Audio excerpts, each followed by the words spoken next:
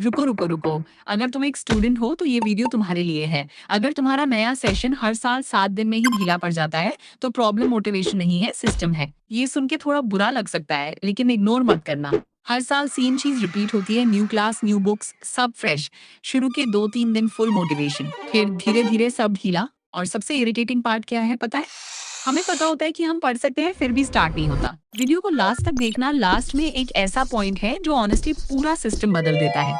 अगर ये लास्ट वाला मिस किया ना तो बाकी पॉइंट्स हाफ काम करेंगे। जैसे सिंपल चीज, हम बैठते कहाँ हैं पढ़ने के लिए। अब ये छोटा लगेगा लेकिन जेन्युइनली फर्क पड़ता है। सेम बुक सेम चैप्टर, बस जगह बदलो, बिहेवियर बदल जाता है।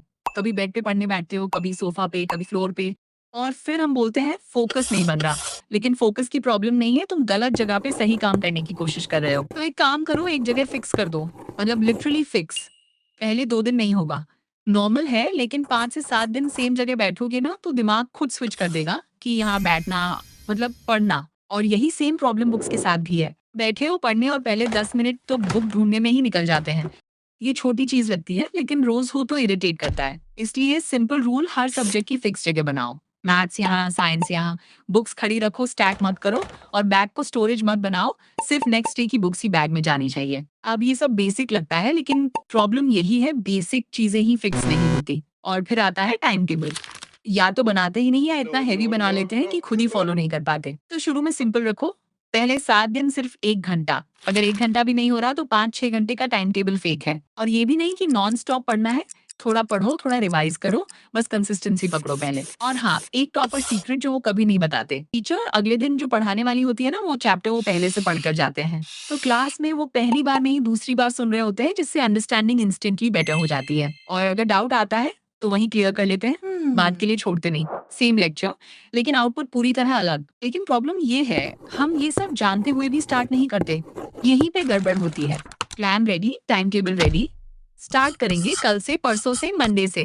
लेकिन वो मंडे कभी आता ही नहीं। तुम पढ़ाई अवॉइड नहीं कर रहे, तुम डिले को हैबिट बना रहे हो। तो ऑनेस्टली परफेक्ट स्टार्ट का वेट मत करो।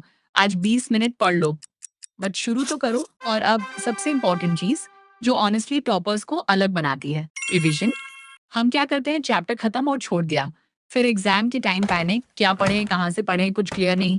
लेकिन अगर चैप्टर खत्म और उसी टाइम रिवीजन रेडी है तो गेम ही चेंज हो जाता है। न्यू सेशन में ही वीकली टाइम टेबल के हिसाब से चैप्टर चलते हैं। उसी टाइम उस चैप्टर की टेक्स्ट बुक की फोटोज ले लो और उनसे छोटे छोटे MCQs बनाकर रख लो। चाहो तो प्रिंट कर लो या फोन में सेव करके रखो। बस रेडी होना चाहिए। फिर एग्जाम के टाइम टेक्स्ट बुक पढ़ने की जरूरत नहीं पड़ेगी, 10 मिनट में पूरा रिवीजन हो जाएगा। और फनी बात यह है, ये इतना सिंपल है फिर भी कोई करता नहीं। तो ऑनेस्टली बाकी सब नहीं भी किया, ये MCQ वाला सिस्टम कर लो, तुम बाकी लोगों से 2 स्टेप आगे हो जाओगे बिना एक्स्ट्रा मेहनत किए। और अगर तुम्हें ये सिस्टम प्रॉपर्ली बनाना है, मतलब MCQs कैसे बनाते हैं, तो कमेंट में MCQ लिखना। और नेक्स्ट वीडियो में देखेंगे वेकेशन मोड में पढ़ाई कैसे स्टार्ट करें जब मन ही नहीं करता।